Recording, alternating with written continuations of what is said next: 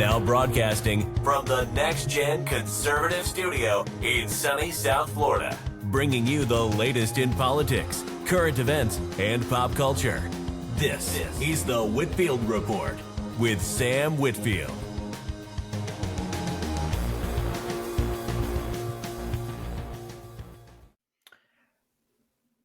Hello, ladies and gentlemen, and welcome to the Monday edition of the Whitfield Report. I'm your host, Sam Whitfield, recording here at NGC Studios on this fine Monday, April 22nd, 2024. So glad that you're all joining me wherever you are in the past, present, future. I hope everyone had a good weekend and whatnot. Let's get down to it, shall we? First things first, just a quick announcement regarding the Fourth Estate. As always, I love to plug the book here. We've had some great reviews of my latest thriller, The Fourth Estate, a John Ryder thriller. Book number 2 in the Shadows of Deception saga, available for purchase on Amazon in both paperback and Kindle edition. Really appreciate everyone who has gone out there to purchase the book and leave a rating and review. And if you haven't already picked up your copy of The Fourth Estate, please consider going ahead and doing so. That is the main way you can support the show. Buying a book helps me with the show, and in return, you get a very nice novella. Also on sale, the first book in this series, Shadows of Deception, also available on Amazon. So you can pick those two up. Thank you for your support of the series so far. It really means a lot to me. And speaking of the Fourth Estate, that does bring me to today's topic, sort of. On Friday, Joe Rogan had Tucker Carlson on his podcast, and there were several topics that both gentlemen covered. Everything ranging from artificial intelligence and the possible existence of extraterrestrials and whatnot. They spent about an hour on that topic alone. And just various topics in relation to the government, media, corruption, the deep state, or as I call it in my book, the Fourth Estate, specifically. And it's all very fascinating. A lot of people who are already in the know about a lot of this stuff, a lot of people who are already paying attention to information and what's going on in the world, those are kind of already up on the fact that the deep state exists and whatnot. This was not that mind-boggling of an interview. It wasn't that groundbreaking. But I will tell you, ladies and gentlemen, and I've said this before, the thing that Joe Rogan is really good at is taking concepts that may seem a little out there and explaining them in such a way that the average ordinary person, or normie as we tend to call them, can understand. And obviously there are people who think that Joe Rogan is a government plant. I've heard that conspiracy theory before. I don't think that's true at all, just because I think that, I mean, they've already tried to smear Rogan and censor Rogan. The deepest, the deep state and the fourth estate has already. They're not happy with him, and they're not happy with Spotify for having him, and they're certainly not happy with him for having Tucker Carlson on. And like I said, there were a lot of interesting topics regarding extraterrestrials, uh, AI, artificial intelligence, and whatnot.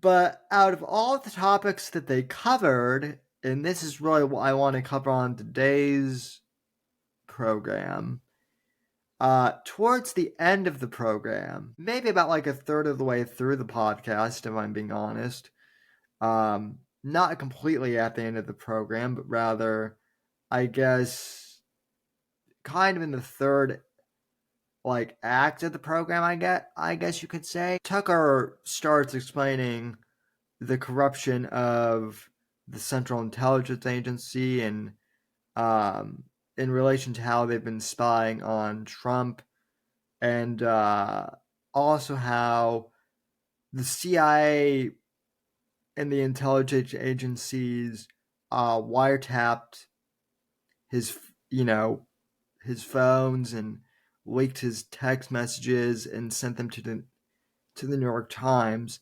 That did happen to Tucker, and that's been confirmed. His text did get leaked to the New York Times, and that obviously was their whole, conspiracy to try and paint him as like some sort of Russian sympathizer or Russian agent.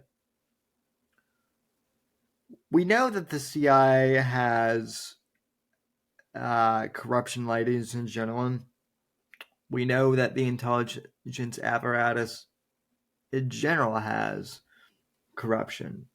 Again, this is one of those things that I talked specifically about in the Fourth Estate.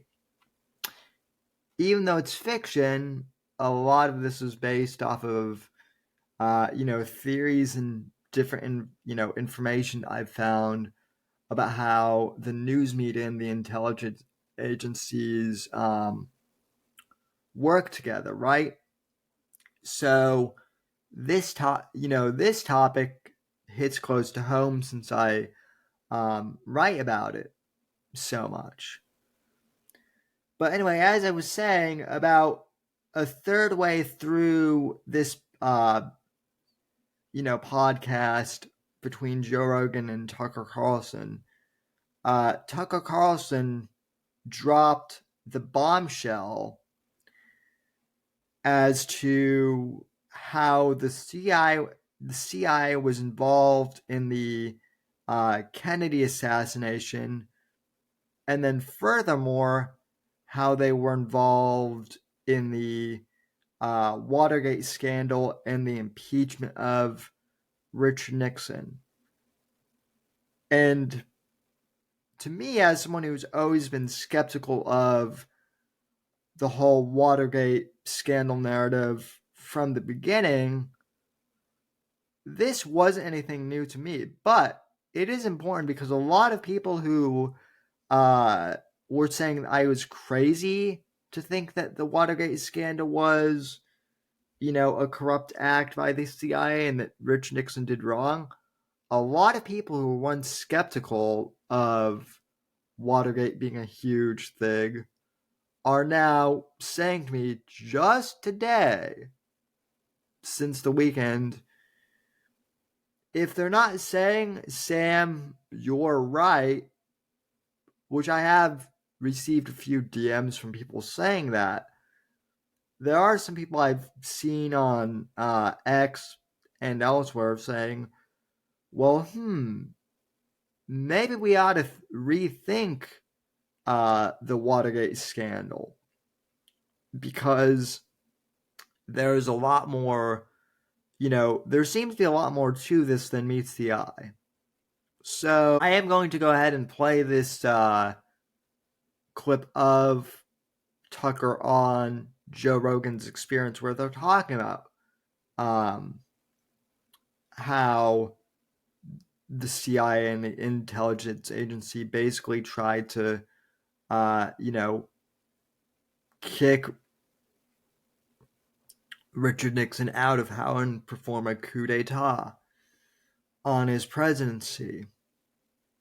So, I think it's disgraceful, but I think it is something that needs to be, talked about. And I'm glad that Rogan was willing to have Tucker on to discuss this. So, starting off with this clip here, let me get it set up here. And okay, let's see here. Okay, let's go to theater mode. Perfect. Okay.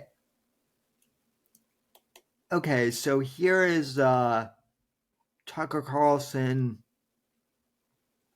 talking about how the CIA basically performed a coup on Richard Nixon and destroyed his presidency. And I'll mute my mic for part of this and pause it to do commentary. Clip number 1, let's roll the tape. Not that the New York Times wouldn't have an issue with that. Well, the New York Times does that all the time. But bizarre that they wouldn't again. have an issue with the government tapping into your phone. They work for the government. Are you kidding? Right. The New York Times? Yeah, the New York Times is a conduit for the lies of government. That's what it is. It's their tool, and they're perfectly aware of that. I mean, I used to write for the New York Times as a freelancer. I mean, I've been around the New York Times a lot, and there are a lot of really smart people there, for sure. Even now, I would less so now, but there's still, I think, smart people there. I know some. And they know, but they think that it's worth it because they're bringing information. Or I don't know what they think actually, but no, they're tools of power, and that's like the one thing that you're not allowed to be. Even if you think the power is good, like maybe they all support the agenda of the U.S. government, destabilizing the world and impoverishing their own population. Maybe they're on board with that. Even if they are, they shouldn't do it, because the job of the media, the press, is to keep power in check. You are kind of like the seatbelt, right? Right. You make sure that things don't go too far. So, and they're not doing that. They're acting as a willing handmaiden. When do you think that power. switched? Well, I think it's been the case for a long time. I mean, if you look at what happened to Richard. All right. So right then and there, what Tucker is saying is something that I theorized out a decade ago. More than that, actually. Again, it is kind of fortuitous that I'm writing the Shadows of Deception saga. Because, again, specifically in the Fourth Estate, and I know I'm promoting the book pretty heavily today, but it's because it actually ties into the topic of today's podcast. I talk about how the corporate media is embedded with the intelligence agencies and with the deep state. And I'm going to continue to talk about it in the third book, which I'm working on right now. But, for all of you who think that who have read this and think that the element of the corporate press working for the government, a lot of people think that is purely fiction, what I'm discussing. And I'm here to tell you that, yes, I am writing it in a fictional setting here, ladies and gentlemen. But it is based, at least partially, in fact. And that fact is what Tucker is discussing right now. continuing on, he's going to talk how the New York Times basically framed Richard Nixon for the Watergate scandal and how Bob Woodward was a naval intelligence asset, which is that's pretty much open now, like for the public. So very interesting.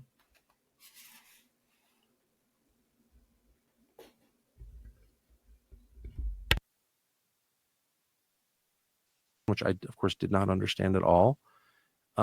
Richard Nixon was taken out by the FBI and CIA, and with the help of Bob Woodward, Post reporter, who had been a naval intelligence officer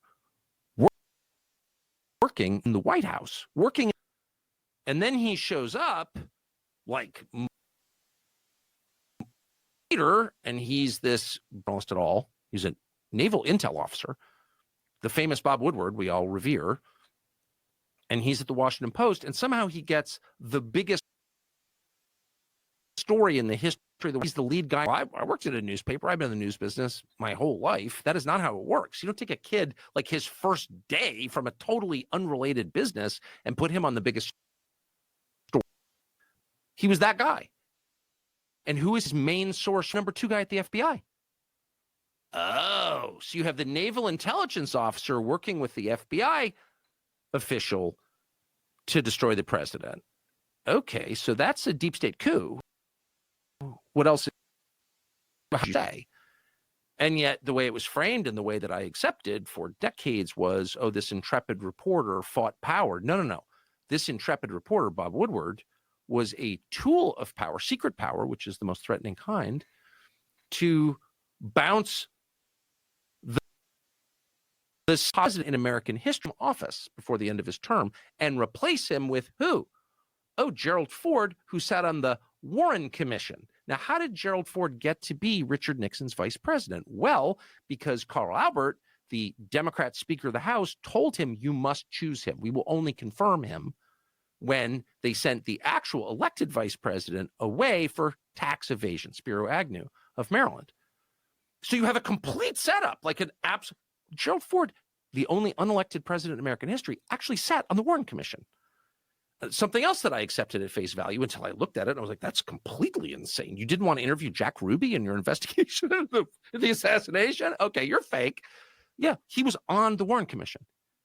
And so, sorry for the long story, but the point is, like that happened in front of all of us, but the way it was framed cloaked the obvious reality of it. The people who broke into the Watergate office building, from which the name is taken, Watergate, I think it was 6 of them or 7 of them, all but one was a CIA employee. That's real. It's like, look it up on Google. So the whole thing, Richard Nixon was elected by more votes than. Again, that thing about the Watergate 6, ladies and gentlemen, that is 100% true, ladies and gentlemen. That is, at this point, like, as Tucker said, that's like mainstream news on Google, ladies and gentlemen. It's obvious. How else can I put it? It just is. You know, things are very, suspicious. I believe Nixon has been vindicated completely. And I have a clip coming up to basically prove that here. That gets pretty interesting. I'll play that after the Tucker thing. But yeah, the Watergate 6 were all intel agency guys. And that is very disturbing,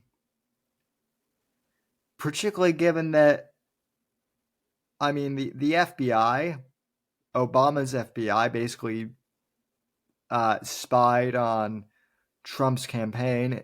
They've admitted that now, right? And initially, when Trump was saying that the FBI spied on his campaign, the media said that he was full of crap. And yet, I think just like a few months ago, they basically admitted that they did so. There was a big article on NBC News in 2021, which we read here on the program, Apex Gamma and I did, where NBC News basically admitted that all of the corporate media companies basically worked together to protect democracy from Trump. At least that's how they put it. So they influenced the election that way. And so, with all that in mind, just being recent, why wouldn't they have framed Rich Nixon? And what was their motive? Well, Tucker is about to explain that here in a sec. Continue on.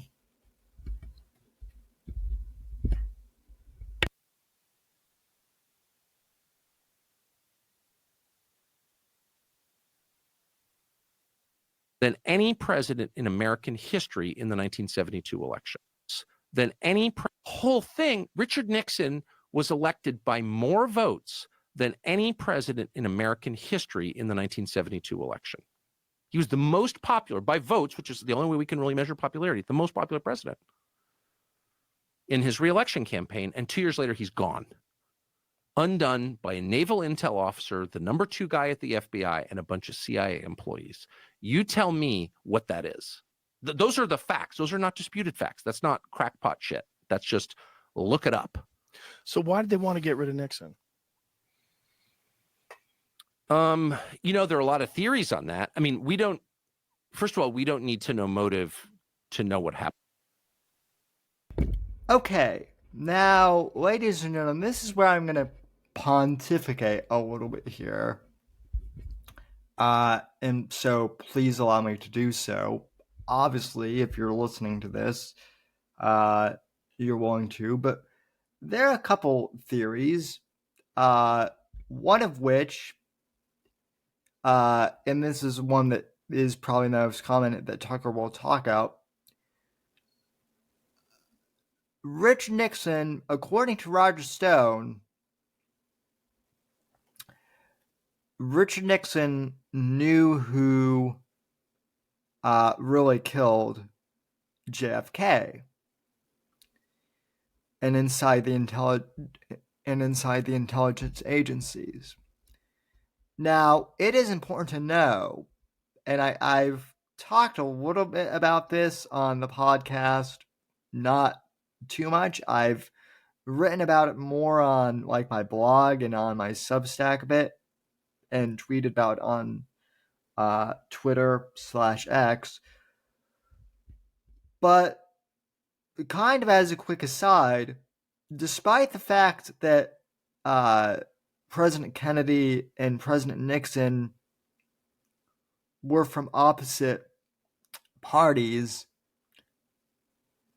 in the 50s and 60s, they both had respect for each other. And I don't know if they were friends, but they were friendly. And although they had different policy, views domestically, they were both vehemently anti-communist. JFK would be considered a right-wing conservative these days if the left heard his views on communism and leftism. JFK hated leftism. And so did Richard Nixon. Also, Richard Nixon and Kennedy were both iffy on escalating the Vietnam War, which was something that the military-industrial complex really wanted to do in the 60s, and both Kennedy and Nixon were skeptical of it. There were some military operations in Vietnam, but it wasn't a full-scale war up until after Kennedy's death, when Johnson took over. And of course, we all know how the Vietnam War ended.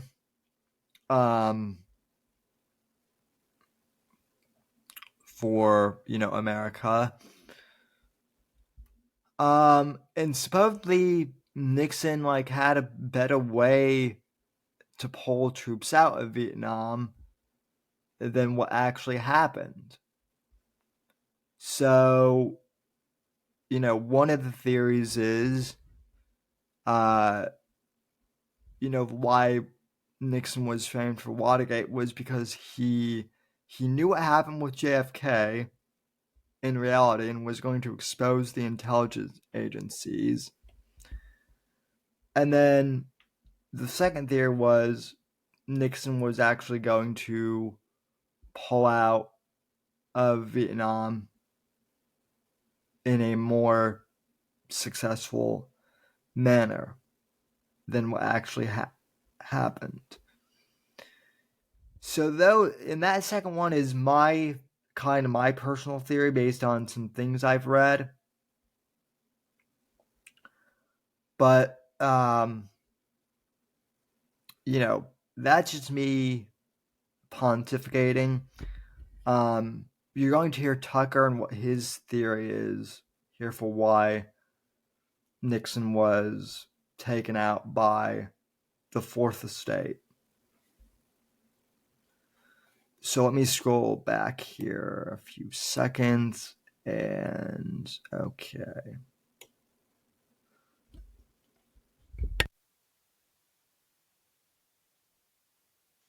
The number 2 guy at the FBI and a bunch of CIA employees. You tell me what that is. Those are the facts. Those are not disputed facts. That's not crackpot shit. That's just look it up. So why did they want to get rid of Nixon? There are a lot of things. First of all, we don't need to know motive to know what happened. They, meaning unelected federal employees, got rid of Richard Nixon, which is the most anti-democratic way to make a leadership change that there is. Okay. I should just say at the outset, I actually kind of believe in democracy. Obviously, it's not working well. Obviously, it's ending globally. Unfortunately, but I'm attached to it because I was born here. I really believe in it, and it's better than any other system. So that's why I'm pissed. What was their motive? There are a lot of theories on this. There's an amazing conversation. It's on tape between Richard Nixon when he was still president. I think it was in 1973, and I think it was Richard Helms, the head of the CIA, though I may have fucked that up, but it was the head of the CIA. I think it was Helms. And Nixon says, I know why they killed Jack Kennedy. So Nixon was a student of history, obviously a flawed and complicated person, but a very, very smart person. And he was really interested in why this guy who'd been president, just one president before him, was murdered. And he didn't think it was a lone gunman who was mysteriously assassinated 2 days later by another lone gunman. Like, it's so obviously bullshit. And he knew that. And he said to the CIA director, who, and you can listen to the tape, it's on the internet, is totally silent on this question. So I think there was the impression, I don't think I know, the bureaucracy was of the country. It wasn't elected officials. And that's because it's true. So, and there may have been other reasons too that I'm not privy to. Look, and by the way, I didn't even know any of this, despite having moved to Washington in high school and been around this stuff a lot. I didn't know any of it. And I know Bob Woodward personally. So I didn't, And I know Carl Bernstein personally, Carl Bernstein briefly. So I knew some of the actual players in this, but I didn't connect the obvious dots because they weren't framed that way. That's the point I'm making. It's the way they frame all the information available on Wikipedia, which is also controlled by the intel agencies, but there's still information on there. The information can be out there in the public domain. It's a matter of seeing it for what it is, right? Yeah.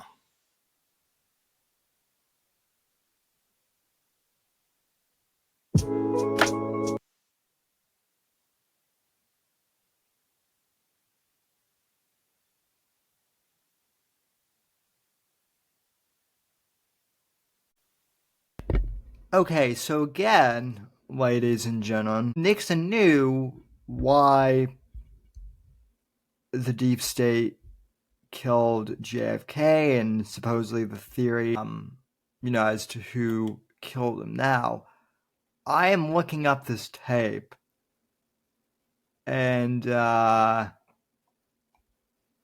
interestingly enough, I can't find. I am looking online right now, folks, to see if I can find anything about that. So, there is a Politico story about this, but I don't know if this.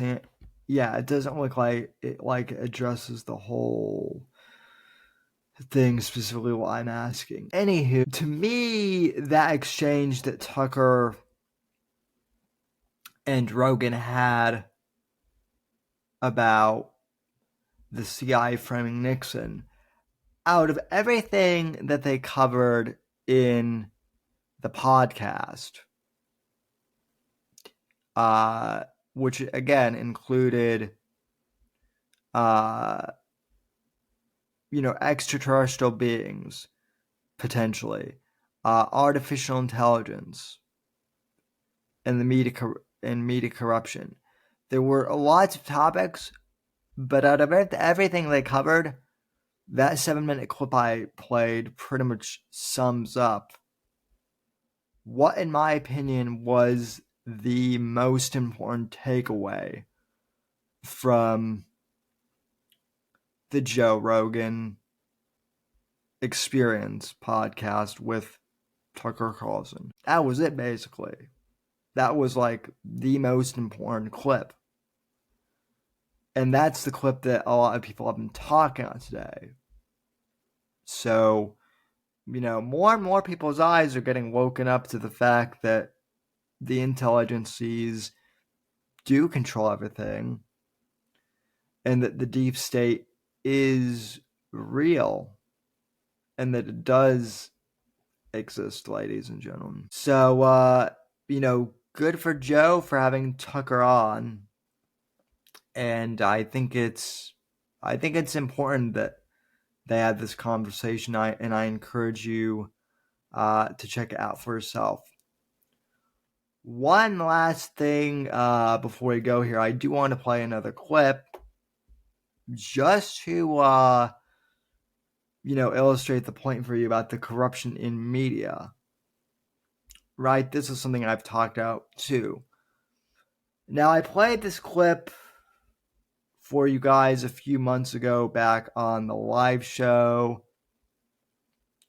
with Morpheus and Max, but it does bear playing here again. And this is the clip of Nixon in his 1983 interview with Frank Gannon on C-SPAN, in which he talks how the corporate media complex is just as dangerous as the military-industrial complex when it's unchecked. And I played this once before, but I definitely think it's worth watching again. So here is Richard Nixon talking with Frank Gannon on the media complex's unlimited power. Clip number 2. Here you go. They have much more power than most people would like to think. When we think the media in the problem is that they have a sense of self-righteousness, a double standard on issue after issue after issue. They can find everything wrong with somebody else, but they will not look inside and ever admit that they could be wrong themselves. And what was involved here in the Watergate thing was the unfairness of it. Oh, there was a legitimate thing to infuse to balance it. They allowed their advocacy to get ahead of their reporting, which is their job to do. President Eisenhower in his farewell address wrote about and warned against the power of the military-industrial complex. I didn't get a chance to make an address, but when I get old enough and decide to retire, and I'm not planning it at the moment, but when I get that old, if I make a farewell address, I think I would warn against the media elitist complex. Media is always talking about imperial presidency, power of the imperial presidency. I think we ought to hear a little bit of discussion of media. And see, presidential power is limited by the courts, limited by the Congress. The media's power is unlimited. And some would say, but what about libel suits? Forget it. After the Supreme Court's decision in Sullivan versus New York Times a few years ago, a public figure cannot collect in a libel suit against newspaper or television unless he can prove malice. And there's no way that that's going to be possible. As far as the media is concerned, all we can hope from them, if they're going to be responsible, is self-analysis, self-criticism, and some of them are trying with their ombudsman and the rest. The other thing is competition. But what we see in terms of newspapers across the country is more and more places where there's only one paper. Take Washington, D.C. Since the Star left the scene, the Washington Post is the only major newspaper being printed in the most important capital in the world. I wouldn't like to leave the fate of this country to the editors of the Washington Post. Do you think? And that is definitely true still to this day. It's only gotten worse. This interview was in 1983, too, ladies and gentlemen. So, keep in mind that the internet, as we know it, didn't even exist yet. It existed for the military and whatnot, but at this point, there weren't the idea of media being online, anything like that. The internet of 20 years ago, of the 90s, wasn't even a concept yet. And yet what he's saying about, the media and their attention for ratings and whatnot is all true, even 40 years later. The more things change, the more they stay the same. And, this is case in point of that very thing, ladies and gentlemen. Think that the First Amendment has been misused or abused by reporters? Oh, no question about it. It's used basically as a license. Let's face it, Sullivan versus New York Times is in effect a license to lie because they can tell an untruth, print an untruth, which some of them consciously do if it's going to sell newspapers or what have you, or win a prize. And then they can always get behind the barrier under that case of saying, well, I didn't intend any malice. I had no malice. So that's a terribly cynical approach, though, to people who are doing their best, who are going to work, who are trying to sell papers, certainly, but are trying to tell the truth. Well, let me say right at this conversation, I made it clear that I was not speaking personally. I was not speaking generally. I'm simply speaking of what I have found to be an unfortunate majority at the present time. I think it could change. There are a lot of very good, responsible reporters, particularly in the writing press. Not yet that much in television, because television is so consumed with ratings and the rest. They'll do almost anything to get a story. Is there any way to get some kind of a handle on this situation? Should the media be investigated? Should it be controlled? No, I may disagree, for example, with what some president does with his power, but I don't want to abolish the presidency, or I don't want to control it. The same is true of press. I believe in a free press. I do not want government control under any circumstances or government censorship of either radio, television, or newspapers. But I'm simply suggesting here that all of the media should look within themselves, look through that microscope at themselves, look in the mirror now and then, rather than looking out there to others. Which, sadly, ladies and gentlemen, the corporate media never does. And with the NPR news story that broke last week, I do kind of want to finish with that. We talked a little bit about the NPR thing last week with Max and Apex. And here's the thing.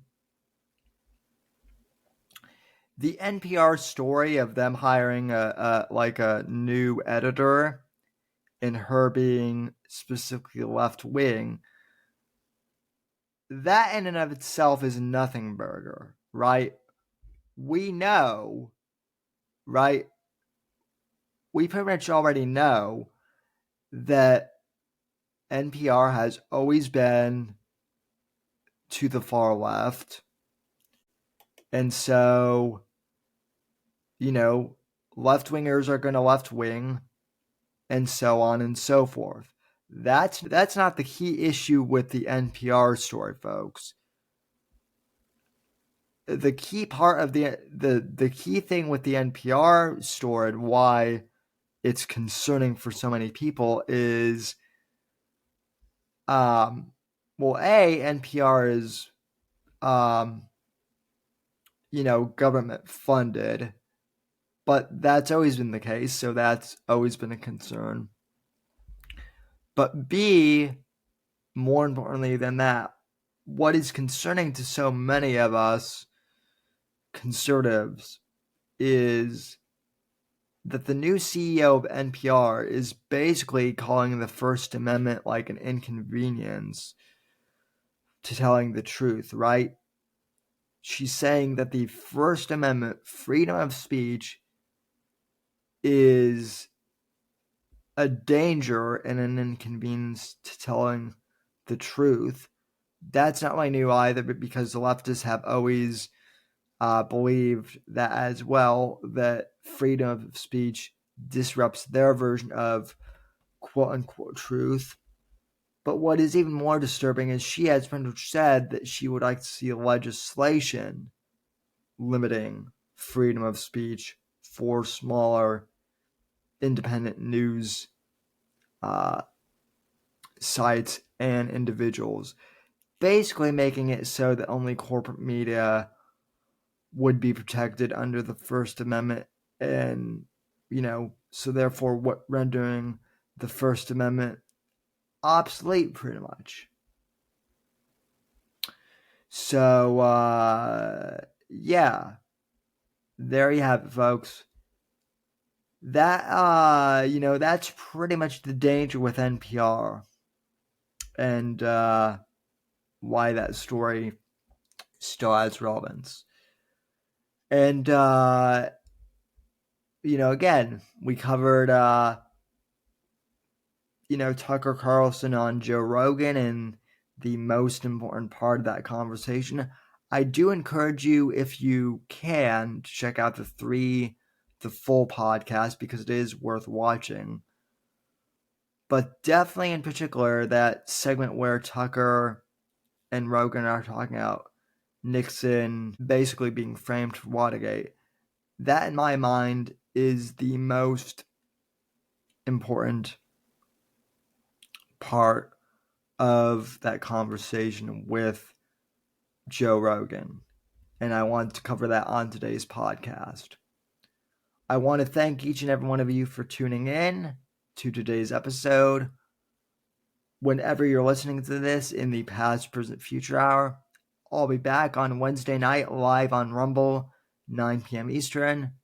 And until then, God bless, God save this great nation, God, freedom, legacy in that order, and I'll see you on the next episode of the show. Take care, folks. Thanks for listening to The Whitfield Report on the NGC Network. Please visit Sam's website at www.thesamwhitfield.com and support Sam on Patreon at patreon.com/Whitfield Report.